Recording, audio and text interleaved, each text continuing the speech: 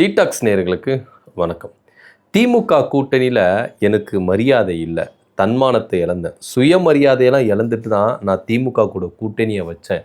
ஆனால் இப்போது திமுக கூட்டணியிலேருந்து வெளியே வந்த பிறகு எனக்கு தன்மானம் கிடச்சிது, மரியாதை கிடச்சிது, சுயமரியாதை கிடச்சிது இப்படின்னு வீரவசனம் பேசினார் ஐயா வைகோ அவர்கள். மதிமுகவை பொறுத்த வரைக்கும் தமிழ்நாட்டில் இவங்களுடைய கட்டமைப்பு எப்படி இருக்குது அப்படின்னு கேள்வி கேட்டால் அது இப்போ ஒரு பெரிய கேள்விக்குறியாக தான் இருக்குது.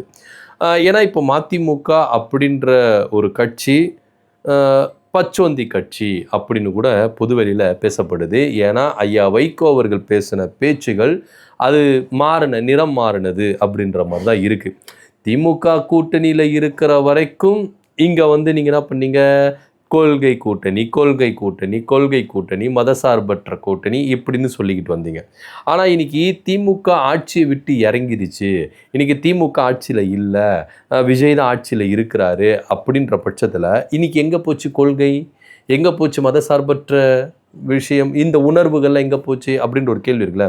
நீங்கள் கூட்டணிக்குள்ளே இருக்கிறோம் அப்படின்றதுக்காகவே விஜயை உயர்த்தி பேசுறது, நியாயமான விஷயங்களை இங்கே முன்னெடுத்து வைக்கிறாங்களா அப்படின்னா கிடையவே கிடையாது. இன்னும் சொல்ல போனால் தமிழ்நாட்டுக்கும் தமிழ்நாட்டு மக்களுக்கும் தமிழர்களுடைய உரிமைகளுக்காகவும் தொடர்ந்து குரல் கொடுக்கிற இடத்துல வைகோ அவர்கள் இருந்தார். அது நாடாளுமன்றத்தில் இருந்தாலும் சரி, தமிழ்நாட்டில் ஒவ்வொரு இடங்களையும் இவர் எந்த அளவுக்கு வீறு கொண்டு எழுந்து பேசினார் அப்படின்றது இங்கே நம்ம கண்கூட பார்த்தோம். ஆனால் இன்னைக்கு வைகோ அவர்கள் அந்த நிலைப்பாட்டில் இருக்கிறாரா அப்படின்னா கிடையவே கிடையாது. இன்னும் சொல்ல போனால் பாஜகவை இன்னும் எதிர்க்கிற ஒரு இடத்துல மதிமுக பொதுச் செயலாளர் வைகோ அவர்கள் வரலை அப்படின்றதான் பார்க்கணும். இங்கே ஒரு விதமான டைவர்ஷனில் போயின்னு இருக்கிறோங்க. உண்மையிலேயே பார்த்தோன்னா இன்னைக்கு தாவேக்காவை ஒரு தரப்பினர் திட்டுறதும் இன்னொரு தரப்பினர் உயர்த்தி பேசுறதும் இதுதான் இங்கே இருக்குது கண்டி. இடையில பாஜகன்னு ஒன்று இருக்குது, இவங்க சைலண்டாக தமிழ்நாட்டுக்குள்ளே வந்துட்டு இருக்கிறாங்களே, இதை எதிர்க்கிறதுக்கு இங்கே இருக்கிற கட்சிகள் முன் வந்திருக்குதா, திமுகவை தவிர்த்து முன் வந்திருக்குதா அப்படின்னா கிடையவே கிடையாது. திமுக கூட்டணியில் இருக்கிற வரைக்கும் மதிமுகவாக இருந்தாலும் காங்கிரஸாக இருந்தாலும் விசிகாவாக இருந்தாலும் இல்லை இடதுசாரிகள் இருந்தாலும் ஒன்று சேர்ந்து எதிர்த்தாங்க. அதாவது பாஜக எதனா ஒரு விஷயத்தை இங்கே நுழைக்கணும்னு முயற்சித்தாலே அந்த முயற்சியை எதிர்த்தே தடுத்து நிறுத்தினாங்க. ஆனால் இன்னைக்கு பாஜக உள்ளே வந்துருச்சு, ஆர்எஸ்எஸ் உள்ளே வந்துருச்சு, மறைமுகமாக விஷயங்களை இங்கே செஞ்சுக்கிட்டு இருக்காங்க. ஆனால் இன்னமும் திமுக மட்டும்தான் எதிர்த்துக்கிட்டு இருக்கு. விசிகாவோ மதிமுகவோ இடதுசாரிகளோ யாருமே எதிர்க்கவே இல்லை, காங்கிரஸ் எதிர்க்கவே இல்லை, கண்டுக்கவே இல்லை. இன்னும் சொல்ல போனால் காங்கிரஸ் ஆர்எஸ்எஸ்க்கு துணை போகிறாங்க. ஆளுநர் அவர்கள் இந்த துணைவேந்தர்களை நியமிக்கிற விஷயத்தில் யுஜிசி உறுப்பினர்களை கொண்டு வராங்க. இது காங்கிரஸ் அக்செப்ட் பண்ணிக்குது. ஏன்னா உயர்கல்வித்துறை அமைச்சர் விஸ்வநாதன் அவர்கள் காங்கிரஸை சேர்ந்தவர், அவர் என்ன பண்ணுறாரு, அக்செப்ட் பண்ணிக்கிறார். ஸோ இங்கே ஆர்எஸ்எஸ்க்கும் பாஜகவும் சிவப்பு கம்பளத்தை விரித்து தான் என்ன பண்ணுறாங்க, உள்ளே கொண்டு வராங்க. இதெல்லாம் ஒரு புறம் இருக்கட்டும். இப்போ நம்ம விஷயத்துக்கு வருவோம். என்ன அப்படின்னா, எனக்கு திமுகவில் மரியாதை இல்லைப்பா, சுயமரியாதை இழந்துட்டு தான் நான் இருந்தேன், தன்மானத்தை இழந்துட்டு தான் இருந்தேன், இன்னும் சொல்ல போனால் அடிமையாக இருந்தேன் அப்படின்னு கூட சொல்லாமல் சொல்கிறாரு வைகோ அவர்கள், அப்படி தான் சொல்லணும். ஆனால் சுயமரியாதத்தை இழந்துட்டு தன்மானத்தை இழந்துட்டு தான் நான் திமுக கூட்டணியில் இருந்தேன், என்னை நிர்பந்திச்சாங்க. சமீபத்தில் ஒரு யூடியூப் சேனலில் துரை வைகோ அவர்கள் என்ன பண்ணுறாருன்னா ஒரு பேட்டி ஒன்று கொடுக்குறாரு. என்ன அப்படின்னா, இந்த கரூர் ஸ்டாம்பேட் இருக்குல்ல, இதில் 41 பேர் பலியில் இருந்தாங்கள்ல, இதுக்கு விஜய் தான் காரணம் அப்படின்னு சொல்லி வைகோ அவர்களை நிர்பந்திச்சாங்களா திமுக, இப்படின்னு ஒரு அறிக்கையை வெளியிடுங்க அப்படின்னு திமுக சொல்லிச்சாம்பா. இதை துரை வைகோ அவர்கள் இந்த யூடியூப் சேனலில் சொல்கிறாரு. ஆக்சுவலாக இவங்க இந்த விஷயத்த சொல்லியிருந்தா கூட நம்பியிருக்க மாட்டாங்கன்னு வச்சுக்கோங்களேன். பட் இப்போ எதுக்கு அழுத்தம் திருத்தமாக சொல்கிறாங்க, அதாவது வைகோ அவர்கள் துரை வைகோ ரூமில் ரொம்ப தயங்கி நின்றுந்தாராம். அப்போது துரை வைகோ அவர்கள் கேட்டாராம், என்ன விஷயம்பா அப்படின்னு கேட்டால், அப்போது வைகோ அவர்கள் சொன்னாராம், இல்லை திமுகவிலேருந்து பெயர் சொல்ல விரும்பலை, ஒரு நபர் திமுகவில் அதிகாரமிக்க நபர் ஒருத்தர் கரூரில் இந்த ஸ்டாம்பேட் நடந்ததில்ல, இதில் விஜய் தான் காரணம் அப்படின்னு சொல்லிட்டு உங்கள் சைட்லேருந்து நீங்கள் ஒரு அறிக்கை விடணும் அப்படின்னு சொல்லி திமுக நிர்பந்திச்சு தான். இது எந்த அளவுக்கு சிரிப்பாக இருக்குது பாருங்க. ஏன்னா திமுக தலைவரும் அப்போதைய முதலமைச்சராக இருந்த ஸ்டாலின் அவர்கள் டைரெக்டாக கரூரில் போய் விசிட் பண்ணி இந்த விபத்துக்கு தாவேக்கா பொறுப்பு இல்லை, ஏன்னா எந்த ஒரு கட்சி தொண்டர்களும் சாகிறத ஒரு தலைவன் விரும்ப மாட்டான், ஸோ இதில் அரசியல் சாயம் பூசாதீங்க, இது ஒரு விபத்து அப்படின்னு சொல்லி அதை ஸ்டாப் பண்ணார். ஆனால் இங்கே ஒவ்வொரு கட்சிகளும் அவங்களுடைய கொள்கையின் உட்பட்டு அவங்களுடைய உணர்ந்து அந்த உணர்ச்சிகள் வந்து ஒவ்வொரு கட்சிகளும் இங்கே அறிக்கை விட்டாங்க. ஆனால் இங்கே அப்பட்டமான ஒரு பொய் என்னன்னா, திமுக தான் எங்களை வந்து நிர்பந்திச்சாங்க அறிக்கை விட சொல்லி அப்படின்னு சொல்கிறாங்க. ஸோ அந்த அளவுக்கு நாங்கள் வந்து என்ன பண்ணோம், தரங்கெட்டு மானங்கெட்டு நாங்கள் வந்து என்ன பண்ணோம், திமுகவில் இருந்தோம், இப்போ நாங்கள் தாவேக்காவில் வந்து ஜோன்னு இருக்கிறோம் அப்படின்னு சொல்லிட்டு என்ன பண்ணுறாங்க சொல்கிறாங்க. ஆனால் இன்னைக்கு என்ன சம்பவம் நடந்தது தெரியுமா?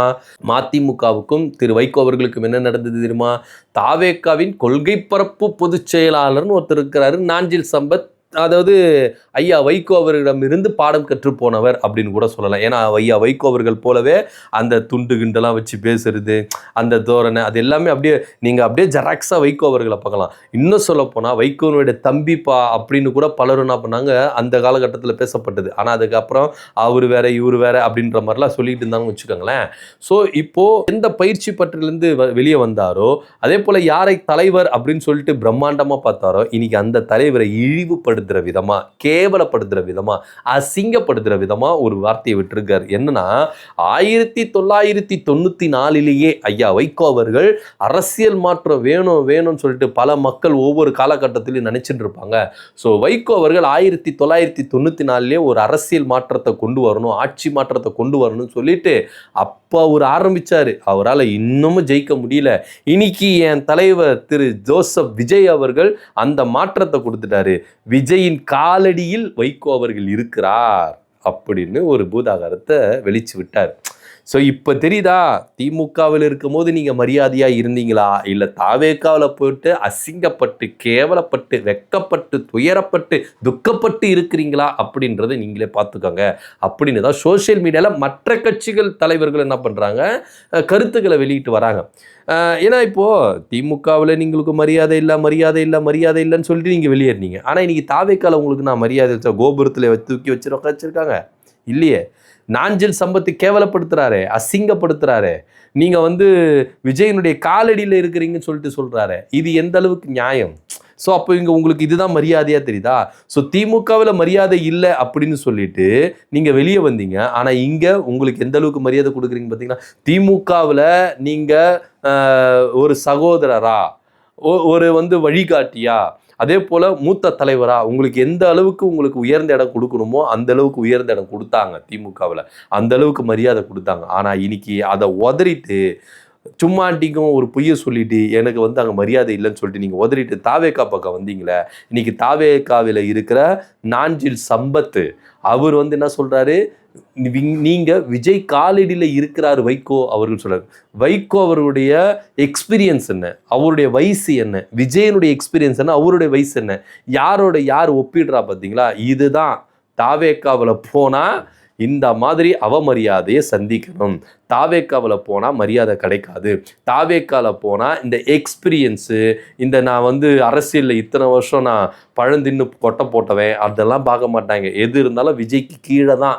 ஸோ நீங்கள் யாராக இருந்தாலும் விஜய்க்கு கீழே தான் இருக்கணும் அப்படின்றது தான் இங்கே பிரதிபலிக்குது.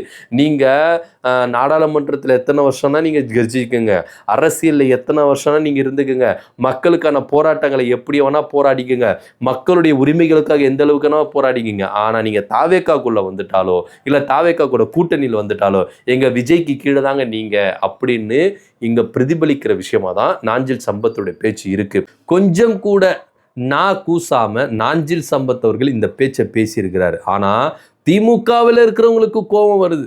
ஐயா வைகோ அவர்கள் இப்படி பேசிட்டாங்களே, அவர் எப்பேற்பட்ட ஒரு மனுஷன், எவ்வளோ வந்து போராளியாக இருக்கிறாரு அப்படின்னு சொல்லிட்டு திமுக காரங்க கொதிக்கிறாங்க, திராவிட கட்சிகள் கொதிக்குது. ஆனால் வைகோ அவர்கள் தரப்புலேருந்து ஒரு விஷயமும் வரல, தாவேக்கா தரப்புலேருந்து அது பின்வாங்கவும் இல்லை அப்படின்றது தான் இங்கே பார்க்க வேண்டிய ஒரு விஷயமா இருக்குது. ஸோ தாவேக்காவுக்கு போனால் இந்த நிலமை தான்ப்பா அப்படின்னு சொல்லிட்டு அதிமுகவில் இருக்கிற ஏற்கனவே கடம்பூர் ராஜு ஒரு பக்கம் சொல்லிட்டாரு.